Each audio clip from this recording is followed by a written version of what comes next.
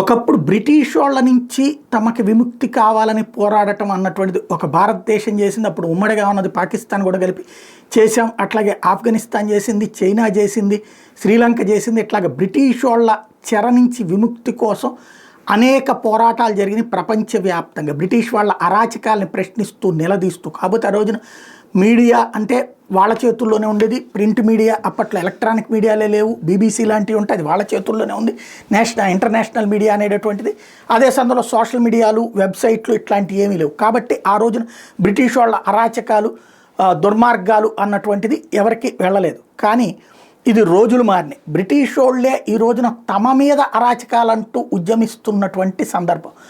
ఎక్కడైతే ఆఫ్రికా నుంచి వచ్చిన వాళ్ళు, పాకిస్తాన్ నుంచి వచ్చిన వాళ్ళు, ఆఫ్ఘనిస్తాన్ నుంచి వచ్చిన వాళ్ళు తమ ఆడబిడ్డల్ని అవమానిస్తూ తమ ఆడబిడ్డల్ని తమ స్వార్థాలకు వాడేసుకుంటున్నారు.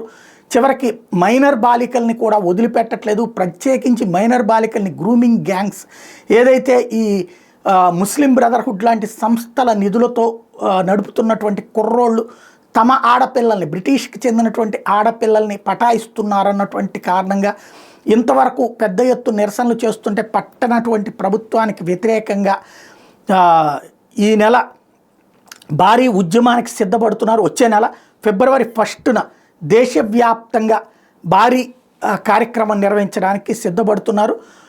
ఎవరైతే బ్రిటిష్ పేట్రియాట్స్ అందరూ కూడా మొన్న మధ్యన ఇట్లాంటిది నినదించినటువంటి టోమీ రాబిన్సన్ని అరెస్ట్ చేసినటువంటి నేపథ్యంలో తన్ను విడిచిపెట్టాలన్నటువంటి ఉద్యమం ప్రారంభించి ఆ పైన ఆడపిల్లల రక్షణ అన్నటువంటి ఉద్యమం వైపుకి వెళ్లేందుకు సిద్ధపడుతున్నారు.